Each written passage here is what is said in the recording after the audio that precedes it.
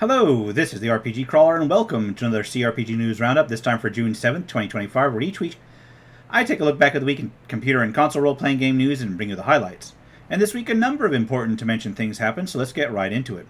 Some videos of The Witcher 4 landed, and while at first some were thought to be of in-game scenes, it was later clarified that they're actually tech demos, in-game technically, but tech demos that may or may not reflect locations within the actual game. Still some nice views all in all, and it's good to see where they're going with this. Then Wizards of the Coast is going to set a publishing agreement up with a Giant Skull to put together a new action-adventure game set in the Dungeons & Dragons IP. It'll be interesting to see what becomes of this and how RPG-ish it actually will be. As far as upcoming releases, Prometheus Wept set to enter early access on June 13th. It'll be a party-based, turn-based RPG set in near-future Earth and feature squad-based combat in both the in-game physical world and cyberspace. Nova Hearts is set to drop on June 19th. It looks like it'll be a combat dating sim RPG and will target the PC, PS4, PS5, Xbox One, Xbox Series X/S, and the Switch. It deals with a world where a cosmic event has converted people into superheroes and supervillains. Robots at Midnight is also set to release on June 19th. It'll be an action RPG where you face off against various machines and will target both the PC and Xbox Series X/S. Lord Ambermaze will be a dungeon-crawling RPG set for August 14th. It'll be set in a world frozen in time where you must use the Sword of Motion to set things right. Retro RPG Off is set to release on August 15th. It'll be a new version of a classic RPG Maker game and target the PC and Switch with a physical Switch version set for later in the year. Final Fantasy Tactics is getting a sort of remaster in Final Fantasy Tactics The Ivalice Chronicles. The classic PS1-era tactical RPG will include graphical and sound updates and target the PC, PS4, and 5, as well as the Xbox Series X/S, and the Switch 2, with a release date set for September 30th. Digimon Storytime Stranger is set to release on October 3rd. It'll come to the PC, PS5, and Xbox Series X/S, and will feature a version of Tokyo where Digimon exists, and then you have to go back in time to prevent the world's collapse. Anima, Gate of Memories, and The Nameless Chronicles are getting a combined remaster in Anima, Gate of Memories 1 and 2. It'll hit sometime this fall for the PC, PS5, and Xbox Series X/S. Apparently a Switch 2 version will also hit sometime next year. Nicktoons and the Dice of Destiny is set to be a co-op action RPG featuring characters from various Nickelodeon cartoons set on a fantasy quest. It's set for sometime this fall and will target the PC, PS5, Xbox Series X/S, and the Switch. Stray Children is getting a Western release sometime this year. It was originally released on the Switch in Japan, and now will hit both the Switch in the West and the PC. It deals with a young boy who is drawn through a TV into a dangerous realm, mostly of children, but haunted by adults. Then the Metroidvania with RPG elements Bloodstained, the Scarlet Engagement, is set for release sometime next year. Another entry into the Bloodstained series, of course, will target the PC, PS5, and Xbox Series X/S, and I do tend to lump things like these later Castlevanias and the Metroidvanias with RPG elements into RPGs, because they're close enough for me. Code Vein 2 is also set for next year. It'll target the PC, PS5, and Xbox Series X/S, and be a follow-up to a post-apocalyptic anime-styled action RPG from a few years back. I got that on release, and I never actually finished it. It's not... The original was not that great. It wasn't terrible, but it wasn't that great. Then there's a Neo 3, which was announced. It'll target the PC and PS5 next year, and it'll be another entry into the Souls-like series set into an alternate Sengoku era. This time you'll play... Tokugawa Yasu, I'm probably mispronouncing that, the founder of the Tokugawa Shogunate, this time fighting against various yokai. Blighted looks like it wants to be a 3D Metroidvania action RPG, set to release sometime next year with a psychedelic Western nightmare theme. And Dosa Divas, One Last Meal, is set to release sometime next year and will be a narrative turn-based RPG that features food and cooking. Mortal Shell 2 was announced. It'll be a sequel to 2020's Mortal Shell, an action RPG set in a fantasy world where you possess the bodies of fallen warriors. It is set to target the PC, PS5, and the Xbox Series X/S.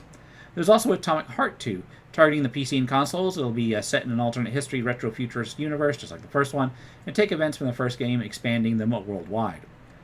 Wu-Tang Rise of the Deceiver looks like it'll be an action RPG featuring the Wu-Tang Clan, both as their personas and featuring their music as well. Never's End will be a turn-based tactical RPG targeting the PC, PS4, and PS5, and will feature a band of warriors reincarnated into living metal set to defend the last human settlement.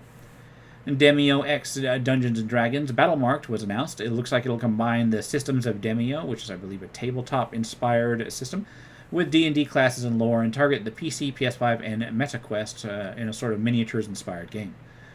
Sea of Remnants will release next year and be a free-to-play ocean-themed adventure RPG targeting the PC, PS5, and mobile platforms, of course. As far as actual releases go, well, the Nintendo Switch 2 saw its release, along with a number of Switch 2 versions of RPGs, both new and old, including Bravely Default, Flying Fairy HD Remaster, Cyberpunk 2077 Ultimate Edition on the Switch 2, Suikoden 1 and 2 HD Remaster on the Switch 2, Switch 2 versions of Breath of the Wild and Tears of the Kingdom, as well as a Switch 2 version of Yakuza 0. And then there was the full release of Deltarune, which saw its final chapters open up on both the Switch 2 and other platforms as well, such as PC and so forth. Rune Factory, Guardians of Azuma, saw its release on the Switch, Switch 2, and PC, and is a farming sim/action RPG in a Japan-inspired land. Cyber Knights Flashpoint saw its full release. It is a cyberpunk-style RPG featuring turn-based squad tactical combat with groups of mercenaries pulling off various heists. Lies of P saw its DLC expansion Overture release, which is sort of prequel to the main game after you were sent back into the final days before the fall of the city. Fantasy Commander, Fascination of Evil, is a turn-based tactical RPG where you lead armies of knights, orcs, and dragons in various battles, conquering areas, collecting items, etc. Quest Board is a text-based RPG with retro monochrome styling where you use choices and dice rolls to determine the outcome of various quests. Void Sayer is a creature collection-style JRPG where the world has fallen into darkness, and as a survivor you tame various monsters to fight against eldritch horrors. Recave, I don't know how to pronounce that, is a early access game and is a first-person dungeon crawler roguelike where you face off against things in a turn-based fashion, so turn-based combat, build up your magic and skills, and explore to complete various quests. Dragon is Dead is a hack-and-slash side-scrolling roguelike platformer with RPG elements, skill trees, equipment, etc. Finally, there's the full release of Railroads and Catacombs, a card-building roguelike where you build up a train to explore a labyrinth. With that, I'll move on to crowdfunding campaigns. Remember that contributing to a crowdfunding campaign should be done only at your own risk. Doing so is no guarantee of even receiving a product. Mentioned here is not an endorsement, but is for informational purposes only. And Dojo, Legacy of Zen, looks to fund an open-world martial arts RPG made by a very small team, which will look to feature 5 core martial arts styles as well as a number of hybrid styles between them. Goblington, I'm not sure how much of an RPG this is, but it's RPG adjacent. It's going to be a roguelite city builder game where you explore your goblin kingdom, choose your heroes, and face off against hordes of monsters and build up your kingdom, of course. Downhill looks to be an action RPG that features a relationship between the player and their character, with the character being quite well aware that they're being controlled by the player. Finally, there's Cryptid Keeper, which looks like it's going to be another monster collector RPG where you track, catch, and collect various cryptids, monsters, aliens, etc., but this time you put them in a cryptid zoo. And on that note, I'm going to wrap things up here. This has been the RPG Crawler, my CRPG News Roundup for June 7th, 2025. As always, links will be below. For those of you looking for my Let's Plays and stuff, I'm working on them. I had technical issues with my mic and recording services. I'm getting those sorted out because I'm recording it on my laptop in another room now. So hopefully those will be sorted out pretty soon.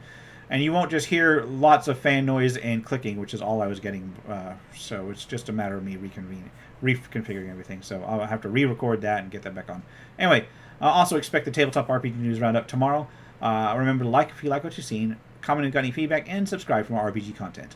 Until next time, take care and goodbye. And if you are still watching, I would like to take the opportunity to thank my supporters, the top tiers of which are listed on the screen, without whose support I would not have been able to offer the variety of content that I have on this channel throughout the years. If you're feeling particularly generous and would like to join them, you can support the channel. There are a variety of options to do so. I have a Patreon, a Subscribestar, as well as channel memberships enabled. If you are not in a position to contribute, simply leaving a like, a comment, or sharing my videos are all wonderful ways to help the channel grow without spending a dime, and are all greatly appreciated.